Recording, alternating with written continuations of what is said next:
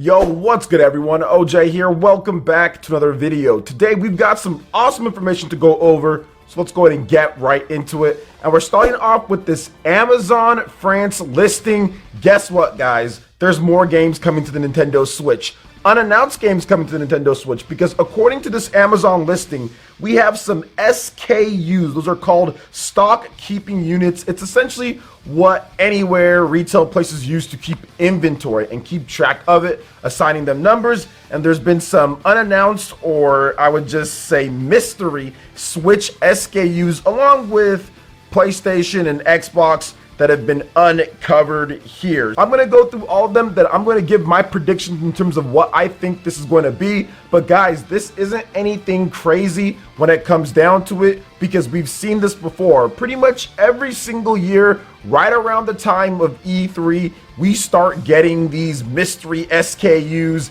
and these Amazon stuff that pops up, or GameStop SKUs that pop up. It's something that's happened time and time again, so it doesn't really surprise me at all that this is happening. We've seen it happen with games like Dragon Ball FighterZ and stuff like that ended up being a lot of these SKUs. So let's go ahead and check out where these games are going to be coming from, what developers. So we've got two mystery SKUs from Warner Bros. It says Warner Bros. 2, Warner Bros. 3.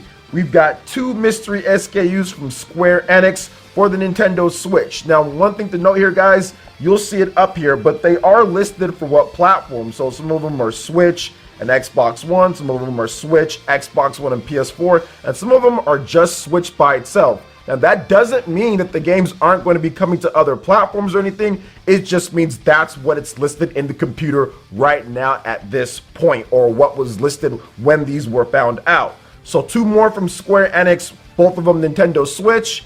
Next up, we've got two from Ubisoft, Ubisoft 2, Ubisoft 3, Nintendo Switch, Xbox One, and PS4 for Ubisoft 2. Then Ubisoft 3 says Nintendo Switch and Xbox One. Bethesda 1, 2, and 3. And here is the list. We've got Nintendo Switch for Bethesda 1 and PS4. Bethesda 2 says Nintendo Switch, PS4, and Xbox One. Then Bethesda 3 says Nintendo Switch. Next up is Capcom, just one from them, just Nintendo Switch. And then after that is Take-Two 3 as Nintendo Switch, PlayStation 4, and Xbox One. Now, we don't know what these games are going to be for the most part, but there are some ideas out there. I do have some ideas in terms of what games it's going to be or what's going down here. So I do want to mention that Doom Eternal, Bethesda, I think Doom Eternal is definitely going to be one of those games that we see from them come out sometime over the summer or right around that E3 period, August, something like that. Doom Eternal is a game that's already been out for the PlayStation 4, Xbox One, and PC for a number of months now, right? So I think that it's time to let us know what's going down with Doom Eternal on the Nintendo Switch. Panic Button is on that one, the same people who did Doom 2016 on the Switch, and that turned out really good. So I'm excited to see what comes with Doom Eternal. But I think that the two games that I know I'm going to be predicting that have not been announced yet, but I think that are going to be coming because of rumors and stuff, one with Warner Bros. So I think the Batman Arkham Collection,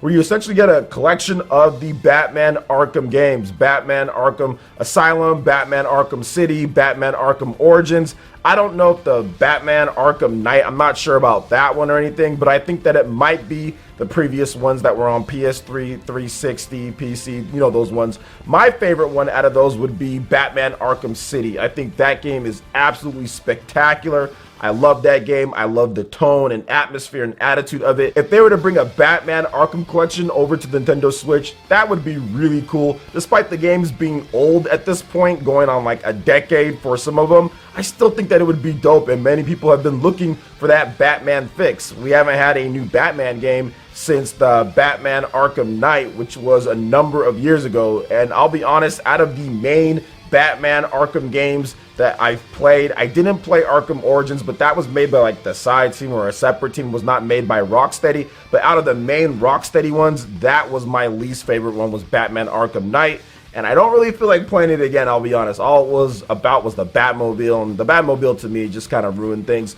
But if they're able to do Batman Arkham City and Batman Arkham Asylum, I'm completely down to replay some Batman Arkham Asylum and Arkham City if it was to come out on the Nintendo Switch. And of course, PlayStation 4 and Xbox One, that would be great too. So I think that's going to be one of them. Now, when it comes to Square Enix, I think it's going to be the typical stuff here, guys. I mean, we could see something like Bravely Default 2. We did recently get Final Fantasy Crystal Chronicles. I think these are unannounced games, so I would say maybe those 2 games aren't part of it, but you never know, right? You never know with it on that one. But what else could they be bringing? Now, there's a lot of speculation and rumors going around about potential Xenogears and stuff like that, but I don't think there's going to be anything. But if there was, that would be sick. If Monolith Soft and Square Enix got together to make a new Xenogears game, but who knows on that one if Nintendo, Monolith Soft, and Square Enix are going to get together on that. There are some rumors here and there, but who knows. Also, another game that I think from Ubisoft that a lot of you guys will be interested in, and that is Mario + Rabbids Kingdom Battle 2. I think it is time. The first game was a huge success, one of the best-selling third-party games on the Nintendo Switch, and I think that they're going to show off Mario + Rabbids Kingdom Battle 2 at the Ubisoft Forward event. I think that event is going down, I think it's July. I'll double check on that one, have something up on the screen if it's not, but of course link in the description. But yeah, the Ubisoft Forward event, I think they're going to have a nice reveal of Mario + Rabbids Kingdom Battle 2, just because there's so many different things they can do with that game. The DLC with Donkey Kong was great. The combat was amazing, little like light XCOM and everything. Heck, we just got XCOM 2 that came out on the Nintendo Switch recently. Fire Emblem 3 Houses did extremely well too. So people like their strategy RPGs on the Nintendo Switch, and I think that we're going to see another one since that one did so well. And it's been 3 years. It's going on 3 years since the release of the original game, and with that critical success, plus the team have been adding people. So after the success of the game, they were adding people and doing more hiring and doing more hiring. So I think that it's going to be coming. So those are the 2 games, at least the big predictions that I have. Batman Arkham Collection coming out for the Switch and other systems, and then Mario + Rabbids Kingdom Battle 2. Now, we'll see about the other stuff. Obviously, there's like a Capcom game, things like that, but just might be like an old collection of games or something like that. Maybe it's a Monster Hunter game that people are looking for on the Nintendo Switch. I mean, Capcom still hasn't made like Monster Hunter Stories, for example, or a brand new Monster Hunter for the Switch platform. I think that they're leaving a lot of money off the table so far, right? They collected quite a bit with Monster Hunter Double Cross or Hunter Generations Ultimate, so they're making plenty of money when it comes to Monster Hunter. And of course, Monster Hunter World is doing gangbusters on the PlayStation 4, PC, Xbox One, and all of that. But I think that there's even more to be made if they came out with the new Nintendo Switch Monster Hunter and kind of have like that dual aspect of world and whatever new is on the Nintendo Switch. So what are you guys' thoughts when it comes to this here with these mystery SKUs, these mystery games? What are some of your predictions? All right, now moving on to the next topic here. I want to give my brief impressions, first impressions of Xenoblade Chronicles Definitive Edition on the Nintendo Switch. And of course, I want to apologize for what happened recently with the 12-hour Xenoblade Chronicles Definitive Edition live stream. Now, for those who tuned in and it just cut off out of nowhere randomly, I'm terribly sorry about that. Spectrum, my internet service, just decided that, hey, we're not going to have internet for a number of hours. And it didn't come back up until like 3 hours or 4 hours later. By then, I was already just kind of like, man, I can't restart it at this point. It's in the middle of the night, or middle of the morning, more like in middle of the morning.